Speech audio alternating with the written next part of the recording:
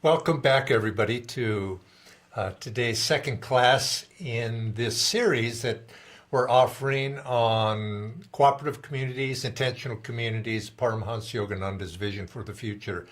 And today, I would like to continue a little bit our discussion that we started last week and bring it to a conclusion before we start to move on to, the nuts and bolts, you might say, and things that practical applications and how to start a community, lessons learned, and those sorts of things. And today, I've chosen as a title for today's class, Self-Interest versus Cooperation. And the reason I chose that is because in this age, these two competing forces, I think, are at play. They don't need to be competing forces, and I think to bring harmonization between these two concepts of working for my self-interest, which is a hallmark of the age in which we're in, and learning to be able also at the same time to cooperate. Now, they seemingly can be on two sides of the balance scale, but actually they don't have to be. And so last week I asked the question, why haven't World Brotherhood colonies spread like wildfire, as Paramhansa Yogananda predicted? And my answer was, well, they haven't yet, but the time will come. Right now, there are experiments, there are few, but really right now, in order for a concept such as that to be able to spread like wildfire, according to that phrase, consciousness needs to change. There's lots of work that needs to be done. And so I made that point. One, those of us who want to spread these teachings, want to make this concept grow, want to see a better future, we need to work at it. Where there's work that needs to be done, we need to plow the field to get it ready for these seeds to be planted. And there is that aspect, and this is, you could say, what we're doing through Ananda Sangha. We're spreading the teachings of Paramhansa Yogananda, making his name known.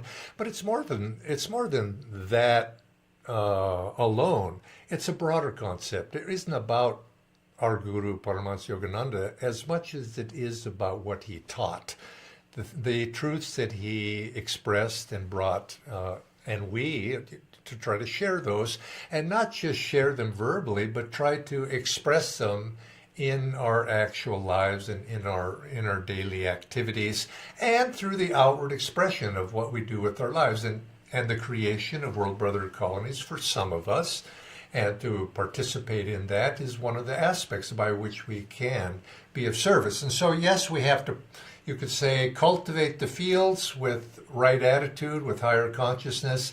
And at the same time, there are brave souls out there that we want to encourage people to take up this and actually try to put something into practice, because we need examples. And even if there's not many, it's just a time for experimentation. It is a time for people to learn what works, what doesn't work, and slowly, as consciousness changes, as I believe and has been predicted, and as our masters have explained, will change over this coming age that we've entered. This idea will be taken up, and as Yogananda predicted, it will become a social model for the future. And so, here we are right now, though, 21st century, first quarter of it, and I'm often asked, because I've been involved in this community movement for half a century, really, it's been a while. I'm sometimes asked, what is it, I'm interested in starting a community, what does it take to start a community? Is it land? I want to go out and buy some land, maybe we can start a community? What resources I need to gather, tools and all sorts of, physical things, other people, maybe I need to learn certain skills, and all of these sorts of, very, very, practical things. And people drift into that. And maybe I need to store food and be prepared and all of these sorts of things. And what should I store? Start a garden?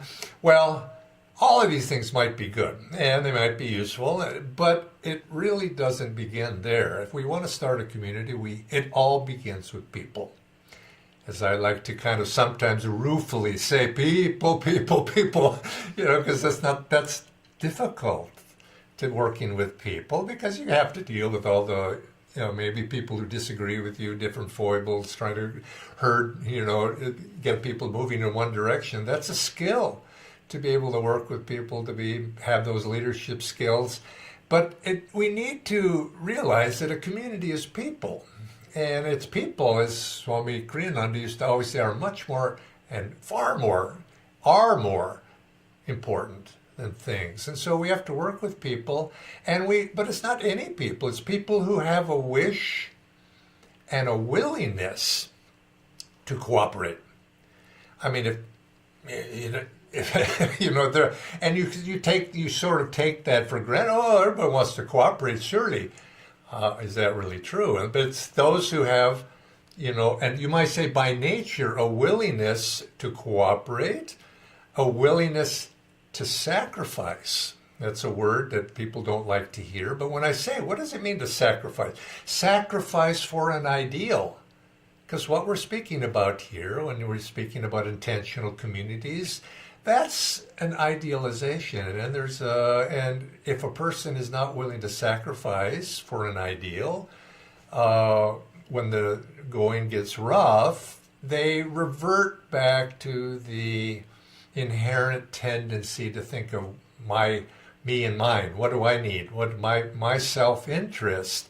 To cooperate means that we have to, you might say, give up a little bit. We have to sacrifice. So the sacrifice for an ideal, and a willingness also to work for the welfare of others, to have a natural tendency to be concerned about other people.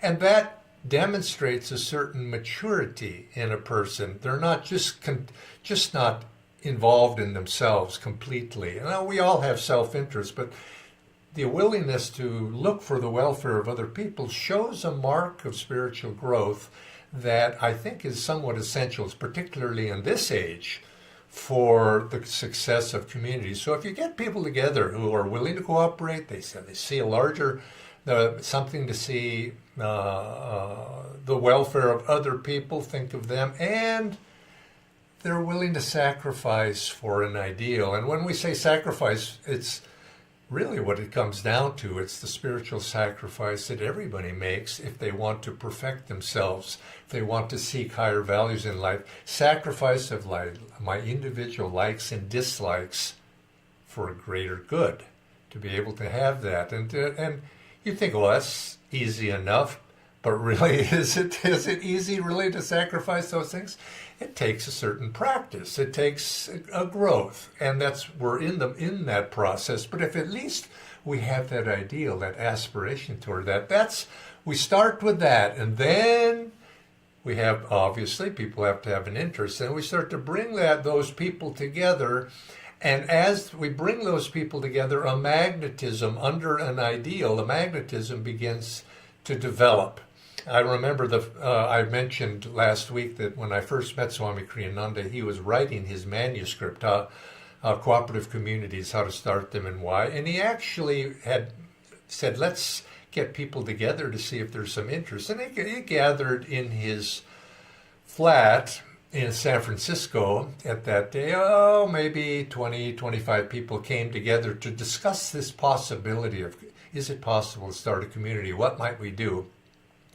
And as he writes, I attended actually one of those meetings, but the way Swamiji described it later, he says, people, it was not a pleasant experience. It was as I had thought it was. People seemed to think that I had some ulterior motive, and immediately things began to devolve into what kind of system might work, what won't work, and wider, individuality.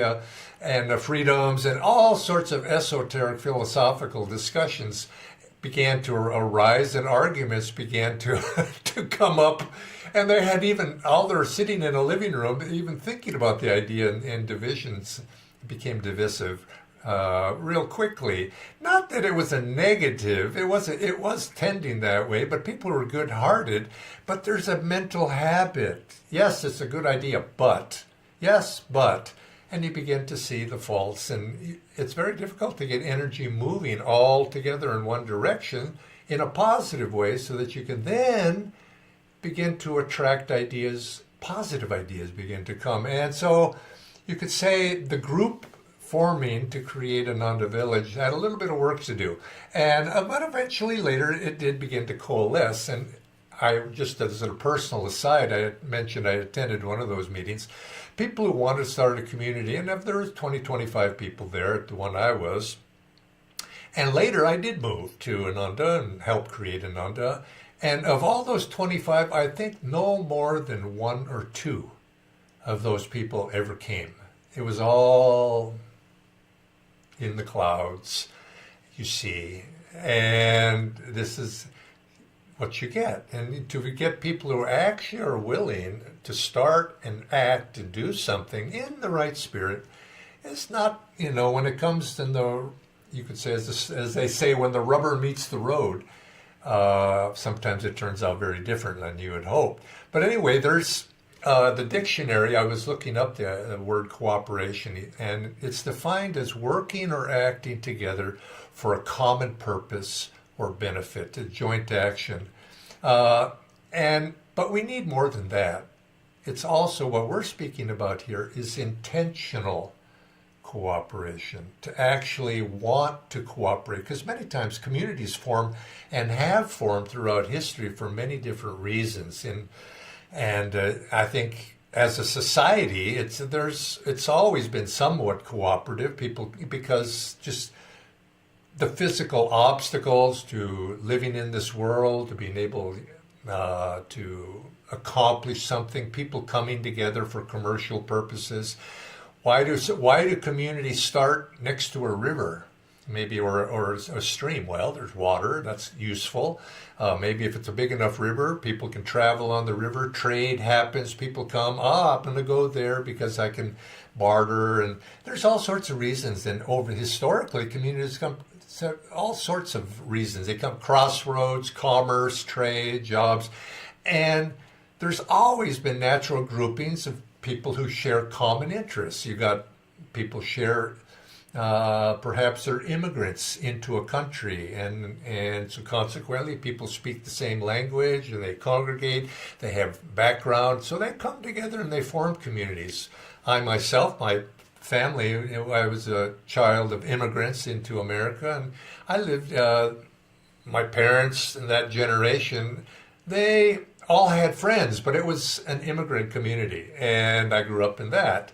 And it was a natural thing, and culture bound people, and language binds people. And if you look, though, in history for the communities coming up for purposeful reasons, not just accidental, environmental whims and fancies of the situation, you see people have also formed communities over the years, and probably the most successful, long-lasting ones is people come together by something that binds them. And what is the most binding? Historically, it's been religion. Religion has been one of those binding forces, and there's been historical communities throughout history. People have come together because of their religious beliefs, a shared ideal of what life is all about that ends up transcending many of the differences. So you can have shopkeepers, you can have accountants, you can have laborers in the field. All of them, maybe outwardly they don't have so much in common, but something binds them, and it could be language and background and culture, but it's also the beliefs that where they're going as people and the values. And this tends to be the most binding. And I think in the day and age that we are right now, we look back even just in recent centuries, those communities that have been most successful have been religious. They don't have to be, though, but the fact is, if you don't have religion, something has to bind people. And I think right now, I would really encourage religious groups. It's a good way to start. Ananda is one example, but there could be a group of Methodists, or a group of Islamic believers, or they could come together and experiment with these sorts of things, Buddhists, whatever it might be, because you're starting off on a level where people can agree on something. Where are we going in life? But but usually also you have to have common aspirations, common beliefs, mutual support back and forth. But usually communities come together. There's some sense of self-interest that historically have brought people together. And I think back historically, and I look, because I'm an American, I grew up in American education, so I know a little bit about my American history. And a very good example, it's been often cited, is people came together to start the initial colonies, the pilgrim colonies in the early 17th century. People came from England, United Kingdom, that area.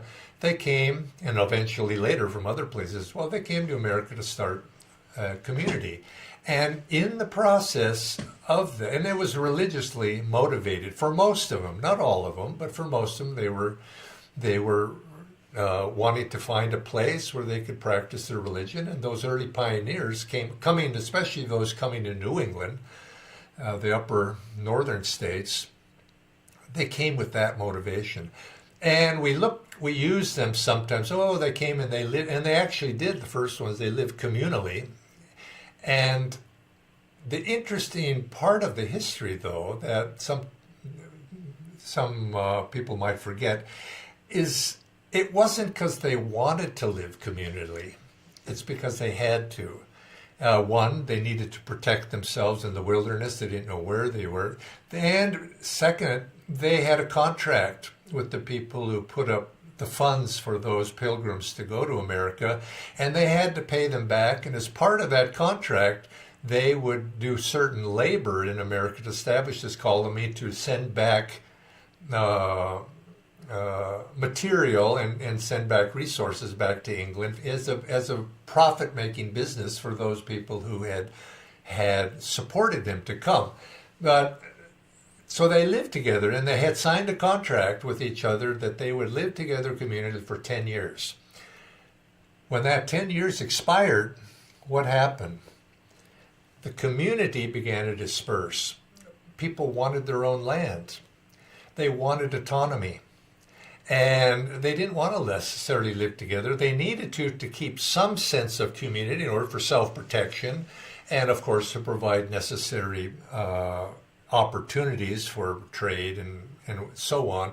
But it, again, reverted to somewhat of a secondary purpose, not a primary purpose. And I think it was to me, that gave an example. You have these two forces at play. People want autonomy, but at the same time, community is there. And of course, community in the early days of the pioneering days in America, it was something that they did somewhat because they were, for many of the communities that were religiously based, common belief, protection from the hostile forces. And so those two were mixed. And so as for century, 2 centuries or more, there was a very strong embedded sense of community as a good necessity. But at the same time, there was a strong desire for autonomy, the individual freedom. Everybody wanted their 40 acres of land and their own little farm and their own little... And those two forces were at play.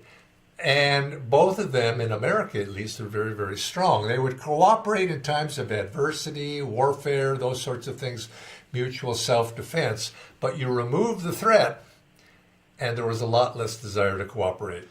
And but still, it became embedded in the American tradition to get together. And of course, it led ultimately to the revolution away from England, breaking free, because they wanted to, as groups of people, they wanted their autonomy even further. But yet they were also self-sufficient, and they were working together. Now, this was years ago. It's a very good book. I read this years ago. It was called Democracy in America by Alexis Tocqueville, written in 1840. And it was in his day, it was a bestseller, I guess you'd say, because this was a Frenchman who had come, an aristocrat, who had come from France to explore America, to see what are they doing there, how are they succeeding. And he came, and he was surprised how America, it was flourished, democracy was flourishing at that time. And he made reference to these contrasts between the two, that people are very independent, very independently minded. They want to go off, they want to explore their movement of the people to the west, have their own land. But at the same time, he said, it's amazing. People will get together and cooperate for their common welfare at the drop of a hat. So he says, committees form for everything. Let's build a library. Committee forms, they build it. Let's build a church. People come together, they do it. We have to figure out a way to organize ourselves in this environment. We'll have self-government. It's a natural impulse to come together and cooperate. And he was very surprised at this because he didn't see that in France. Now, France in those days was very hierarchical and had a long tradition of hierarchy. And so if a group of people got together, in America, a group of people get together to build something, who's going to be in charge? Well, they probably vote on it amongst themselves. They would say, well, Charles, he's going to be in charge for whatever reason. Maybe he's the most experienced. But they would come to a group decision on that, and it was natural for everything. In France, get together to build something. Who's in charge? It's the rich person's son. He's in charge because hierarchy had been passed down through the ages that the people who had money, who had wealth, who had status, they were in charge. And you can see that one of the movements that has been happening in the world as a whole over the last couple of centuries is to breaking down those artificial hierarchies of class, of wealth, of caste, of race. These are movements that are taking place and have taken place over the last couple of centuries and are going to increase. The rise of the individual is an aspect of this age that we are in. Dwapara Yuga, as was termed by Swami Sri Yukteswar. One of the foundation stones of the rise of this wave of higher consciousness that's coming into the world very gradually over the millennia is the rise of the individual, whereas in past ages there was the organization, hierarchy, birth, all of these artificial reasons of how society was organized. And so, but with the rise of the individual comes the rise of individual will, comes the rise of individual ego, self-will. It's not necessarily all wise. The strength of the individual being egoic is also a characteristic of the age. So this is why the Masters termed this age as an egoic age. Now, it sounds like it's a negative, but when we realize the direction that we're moving, it's not. The ego is being strengthened this age. It's a restless age. It's an age of self-will. And yet, that is necessary. Self-will, self-interest. Adam Smith and his classic book, Wealth of Nations, saying economies are best served when everybody works for their personal self-interest. And of course, that's the foundation of modern capitalism, everybody working for their individual self-interest.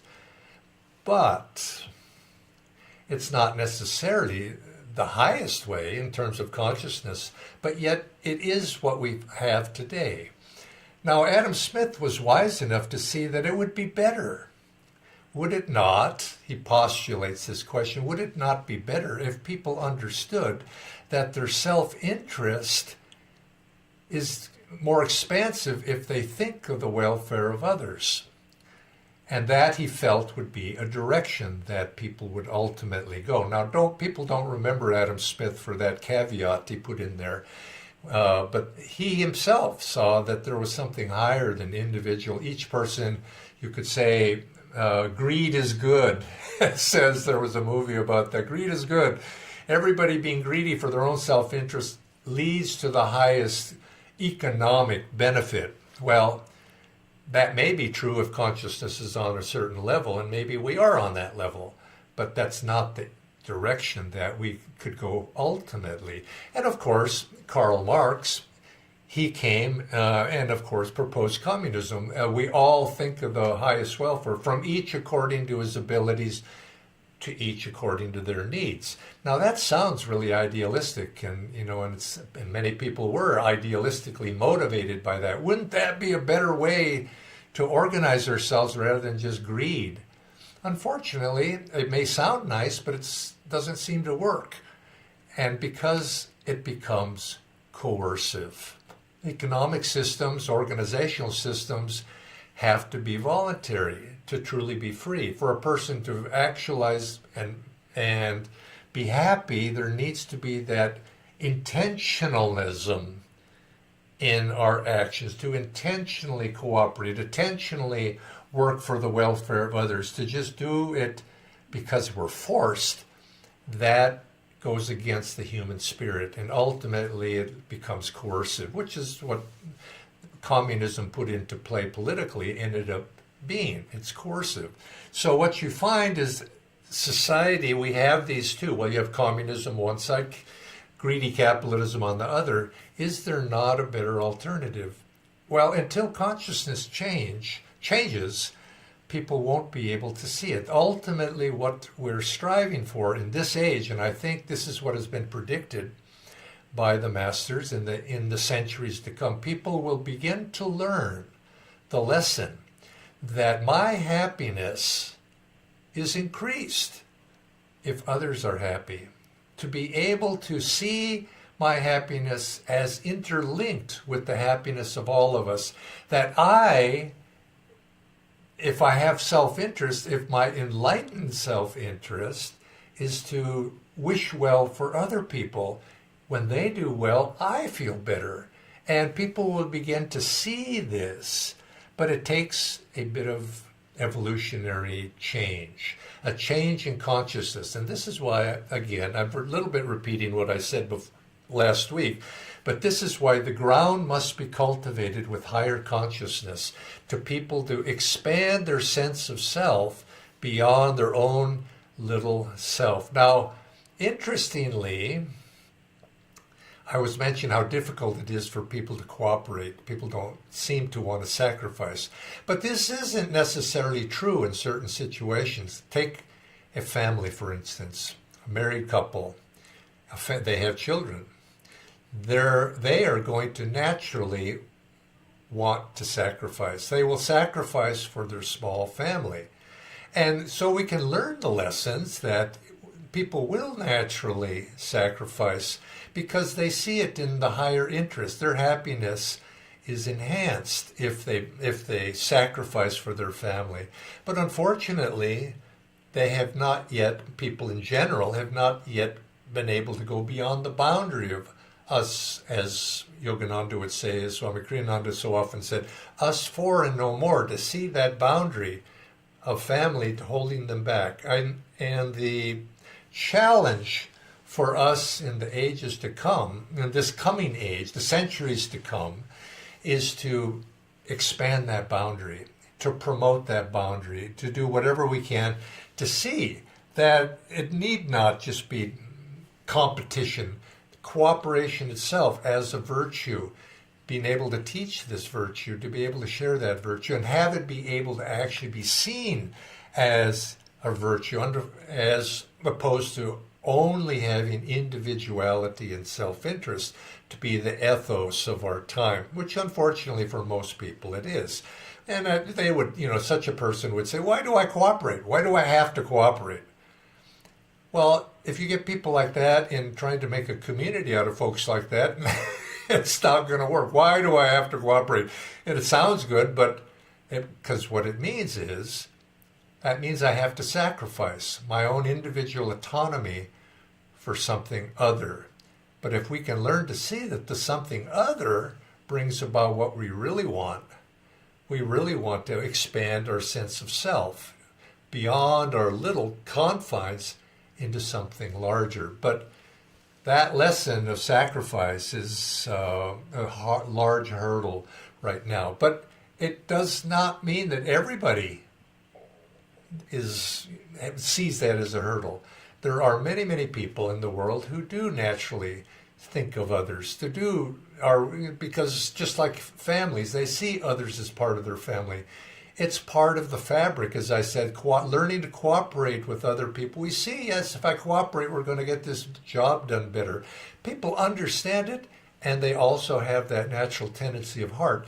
Those people who have that inclination, there are millions of those as well, but compared to the world at large, it's only a small number.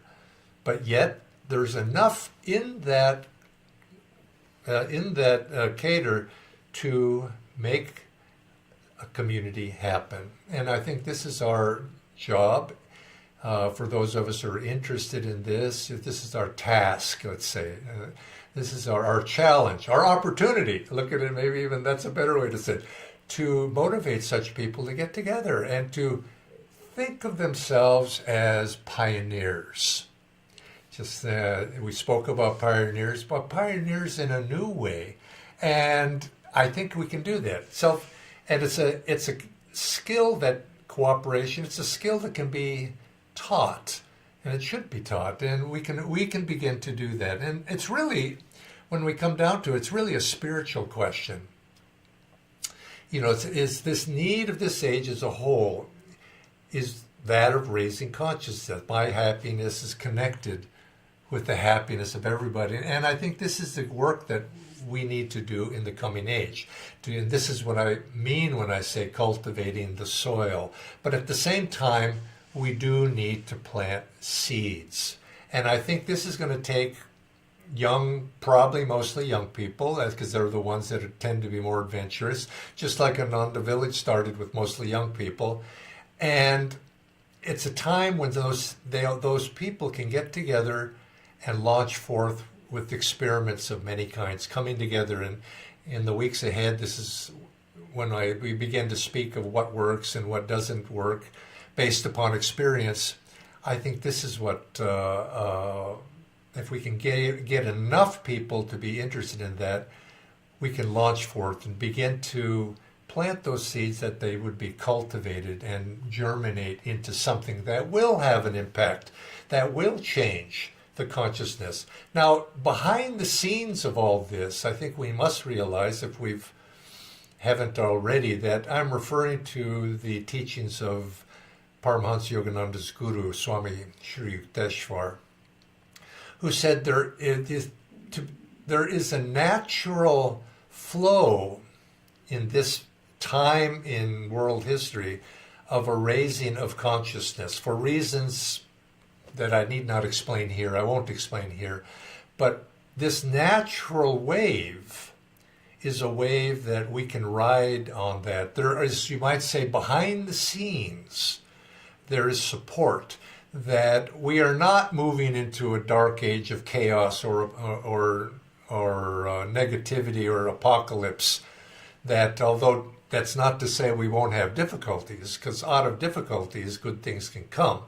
But you could say if there's difficulties, refining our consciousness. They're for the larger good. That is not all that far away.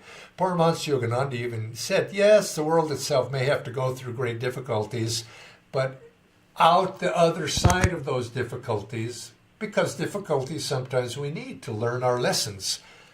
Out the other side, there will be at least a period of time, and not too far in the future, for 300 years of peace and harmony. After that, he didn't say. But we're in an upward flow. So let's, you might say, ride that wave now and plant those seeds. So this is the task before us, to go beyond likes and dislikes. You could say, be able to sacrifice, be willing to sacrifice for a higher goal. And I wanted to conclude this week's by discourse on this topic, that we have to, one of the goals of this age and that the time we're in is to expand our consciousness to see from self-interest to enlighten self-interest. But I don't mean to say that that's enough. It just happens to be, you might say, the task immediately before us. There is a larger goal. Is Dwapara Yuga, the Yuga that we're in, it points towards something larger, which is not just living in enlightened self-interest, but to transcend self-interest entirely. Now, this, of course, is another subject entirely also, but it's where we're pointing. And I think for those people who have these goals, which I've expressed to date, realize that there's something larger. And this vision of self-interest, enlightened self-interest, points to ultimately going beyond that, to realize that our true happiness comes when we abandon self-interest entirely and live our lives for God realization. That's what the great masters ultimately come for, because that's what all of us really want. That realization that our true freedom comes not for enhancing the ego or satisfying the ego, but from transcending the ego. And so but life is directional. And in every age, there will be some that understand the higher truths and some that need to go through many experiences. But it's good to realize that we're in this upward moving wave. And I'll end with this. According to Sri Yukteswar, before this age, and I find this to be an encouraging thought, he says, before this age of Dwapara Yuga in which we're moving right now, and we're just at the very beginning, this age of a higher consciousness, restless though it may be, before it reaches its end, and roughly over a couple thousand years from now, he made the prediction. He said, mankind will learn two overarching lessons. And you could say, we're in school. Our two lessons that we're going to learn is, he says, one, the experience of happiness, the feeling of being happy, is the result of movements of life force within our own selves, our own body. And we're going to learn that I can be in control of happiness. I'll learn the ability to raise my energy within myself to attain that which I really want in life. So I'll be able to recognize that. Right now, that is very dim in most people's recognition. But he said this will become common. People, and this is why Paramhansa Yogananda said self-realization will become the religion of the future. Self-realization, not the organization, but the actuality of self-realization. And two, the second lesson that mankind will learn over the coming millennia, the experience of personal happiness is enhanced through the expansion of one's awareness and sympathies to include others. This is a basic, my own happiness, and then expanding that by seeing happiness in everybody. That happiness is enhanced when others' happiness is taken into consideration and also enhanced. And these two principles are the foundation stones upon which a cooperative, intentional community can be built. The individuals questing for higher ideals and the willingness to expand their consciousness to include others. And if we can learn those two as foundation stones, then we have a chance to make a successful cooperative community. Now, perfection isn't achieved in a day, but if that becomes an ideal for us, then I think let's begin by starting more communities and making these ideals of the great masters come to fruition in this age right now. And then those seeds will then expand and reach out and inspire others. Now, I want to have Bharat come back, our host of the online community, and he's going to share some resources that I referred to, some of these books that are available, and I recommend them. So, Bharat, are you there to share?